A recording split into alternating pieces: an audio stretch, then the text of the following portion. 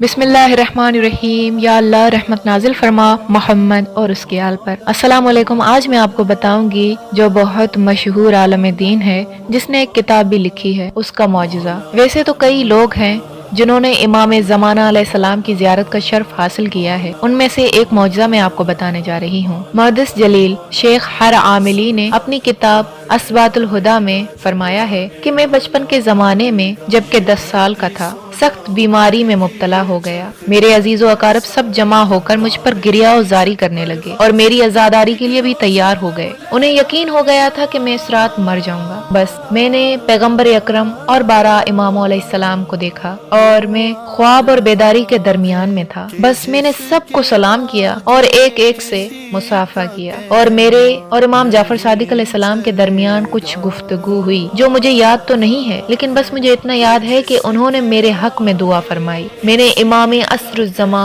अलैहिस्सलाम को सलाम किया और मैंने आन हजरत से मुसाफा किया और मैं रोने लगा। मैंने अर्ज किया, ए मौला, मुझे डर है कि कहीं मैं इस बीमारी में मर न जाऊं और अपने इल्म और अमल का मकसद हासिल न कर सकूं। आपने फरमाया कि डरो नहीं, क्योंकि तुम इस बीमारी में नहीं मरोगे, बल्कि खुदावंद मुताल तुम्हें इस बीमारी से शिफायाबी देगा और तुम्हारी उम्र को तवील करेगा। फिर आपने एक प्याला मेरे हाथ में दिया जो कि आपके दस्ते मुबारक में था। मैंने उसमें से कुछ पिया तो मैं फौरन शिफायाब हो गया, बिल्कुल ऐसे जैसे मुझे कोई बीमारी थी ही नहीं और बीमारी मुझसे बिल्कुल दूर हो गई। मैं उठकर बैठ गया। मेरे अहले खाना और अकारब को ताजुब हुआ। सुभान अल्लाह, कमसनी की उम्र में भी इल्म और अमल की फिक्र, ये तरबियत का नतीजा होता है। हमारे यहाँ तो इस उम्र में अमल की बात ही नहीं होती, बल्कि बच्चा है, खेल कूद के दिन है। यकीनन जब फिक्रें बुलंद होंगी तो लुत्फ़ आइमाए ताहिरीन अलैहिस्सलाम भी हमारे शामिल हाल होगा। इसमें कोई शक नहीं कि इमाम ज़माना अलैहिस्सलाम हमारे गम में गमगीन और हमारी खुशी में खुशहाल होते हैं। तो अगर आपको कोई परेशानी,